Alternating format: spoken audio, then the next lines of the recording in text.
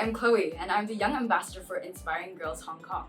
And today I'm joined by our wonderful Miss Beth Hall, who is a role model for Inspiring Girls Hong Kong, and who is also the Vice Principal of Island School and the Head of Senior Phase. Ms. Hall, would you like to introduce yourself further? Hi Chloe, thank you for this opportunity today. So as Chloe said, I'm a Vice Principal at Island School. I've worked at the school for 12 years and been in a senior leadership role for the last 4 years. I'm also an English teacher.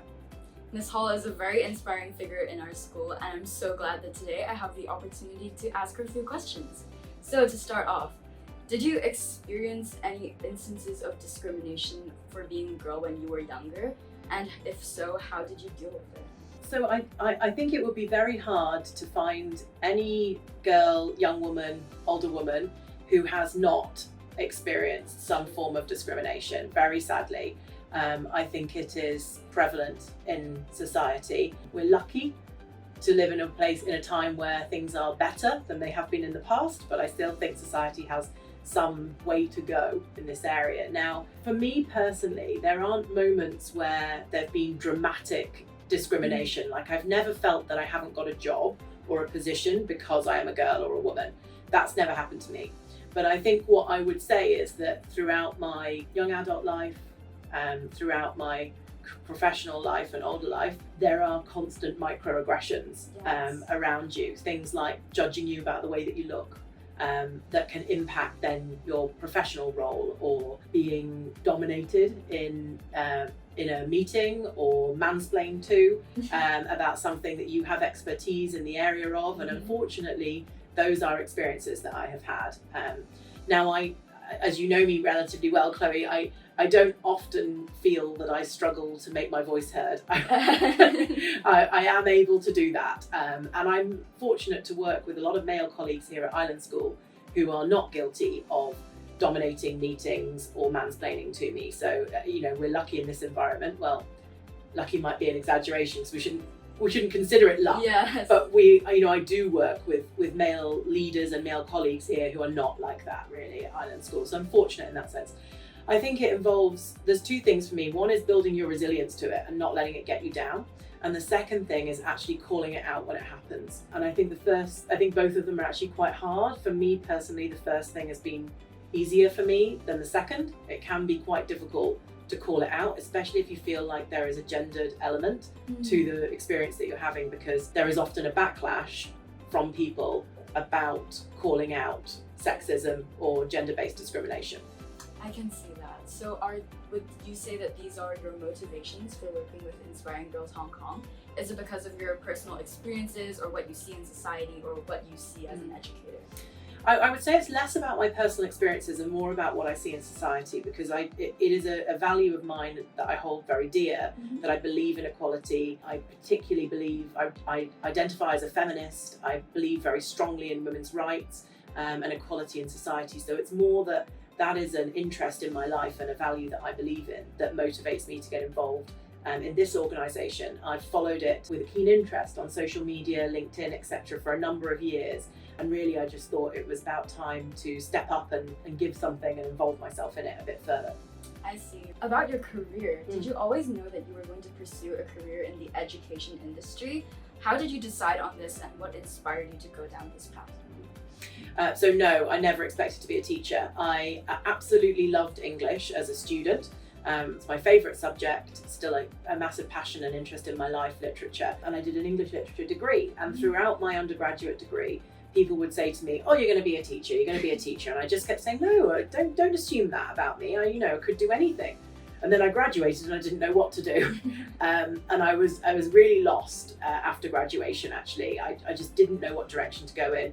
I worked in publishing for about 6 months, hated it, didn't enjoy it at all. And for some other reasons, I just decided, well, I'll just train to be a teacher, because I'm going to learn useful skills through the training. It's a qualification that will always serve me well in the future, so why not have a go at it? So I entered it sort of, I suppose, a little half-heartedly and more practical rather than some burning desire to be a teacher. But very quickly I discovered that I had found my passion, and I just loved it. And I loved teaching, and training to be a teacher in the UK was very hard. It was possibly the most challenging 2 or 3 years of my life doing that. Difficult environment, but you learn so much. The upskilling is enormous. And I absolutely fell in love with teaching. I love the community of schools. I feel very fortunate to be part of that kind of environment in my working day. And so it was a happy accident really that I ended up in teaching, and I'm delighted that I did. Wow, I'm so glad to hear that you've found your passion and something you really love as your job. So I'm sure as an educator, you've probably seen a lot of girls or just teenagers in general, who might not really know what their life path looks like. So for example, they might get a lot of pressure from their parents, they might hear a lot of rumors from their peers, they might see a lot of stuff in the media that may not be true, and they can't really decide on what they want to do because they don't know how to truly play to their strengths. So how would you advise these people to kind of discover their passions, and also what should their attitudes to change be like? So the first thing I'd say is the last part of your question is your attitudes to change. For me, change is a really powerful thing in your life. For me, some really significant moments of change for me were moving into teaching and also moving to Hong Kong, both of which were an entire leap of faith.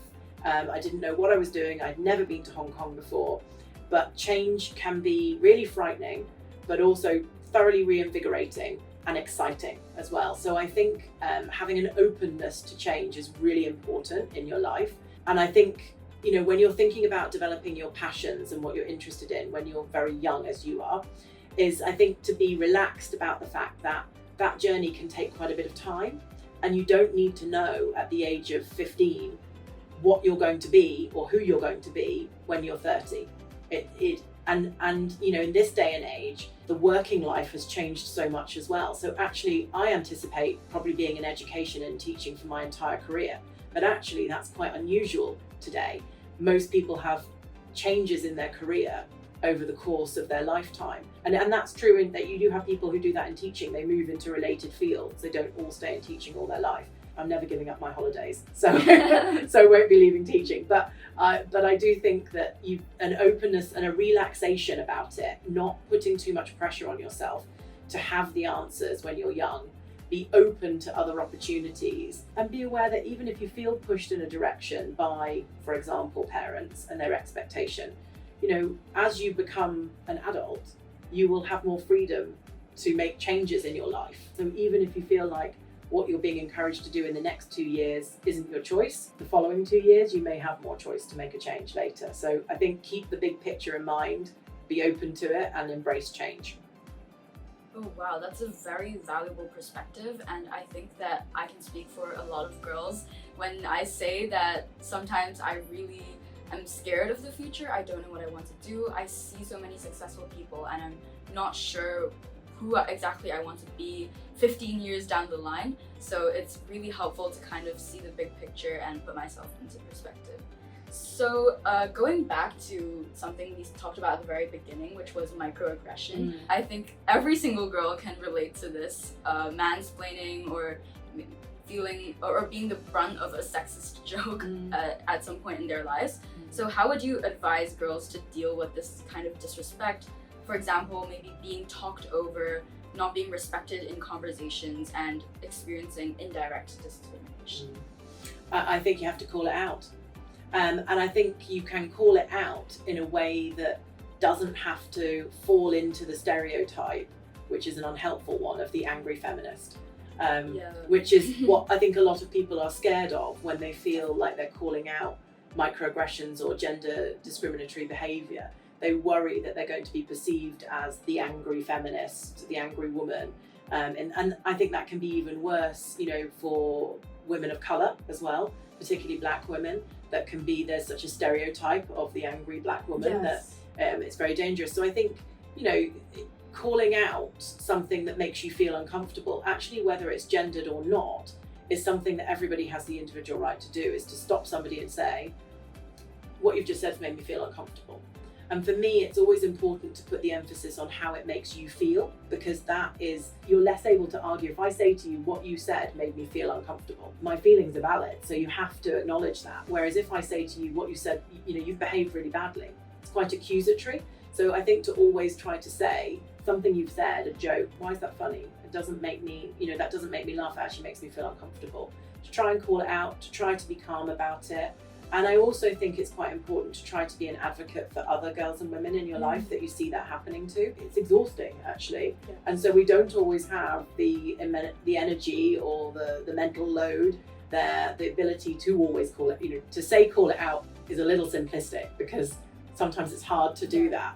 So that means we have to be allies for each other, and we actually have to respectfully, politely call out somebody else and say, that language is inappropriate, that joke's not funny, I felt uncomfortable, I felt frustrated when you talked over me, I didn't need you to explain that to me again, I understood it. Like you have to call it out, but call it out on behalf of other women as well, I think.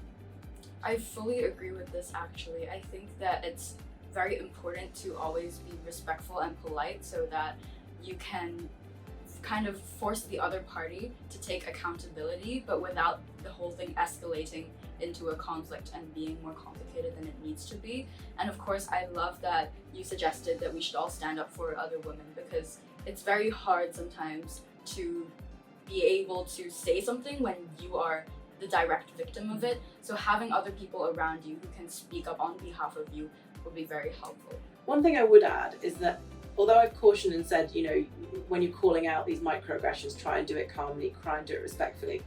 It's also okay for women to be angry, and it's okay for women to be outraged when they feel that there is something that has had that impact on them. I think we allow men those emotions in their day-to-day life, and we are permissive of men being aggressive sometimes in the way they speak, or how fired up they are about something in their life that they care about. And we don't always permit women to do that. And I think it is important that women claim that space as well, that they can be angry and they can be upset as well. And, they don't all, we aim to be respectful, of course, in all our interactions with people, but we are also allowed to be angered when there's something that is really serious that's affected us. Yes, I think that everybody's emotions are valid, especially if you are the victim of some kind of microaggression or sexist attack, and it's definitely okay to accept your emotions and express them to the other party so that they can understand. So to conclude our little interview here, do you have any message or inspiring words for teenage girls around the world? Oh gosh, you put me on the spot a little bit here with a message. I think one of the most important things that young girls particularly need is confidence. And that's a very hard thing to feel if you feel lacking in confidence, if you feel anxiety, if you feel worried, which is also natural emotions to feel when you're young. But to try to recognize the strengths that you have, everybody has strengths, everybody has value. And to recognize that in yourself and in the women around you and the girls around you, and to celebrate that in a way that helps to build confidence, is always going to help women to claim their space in the world and to tackle those people who would try to take that space away from them.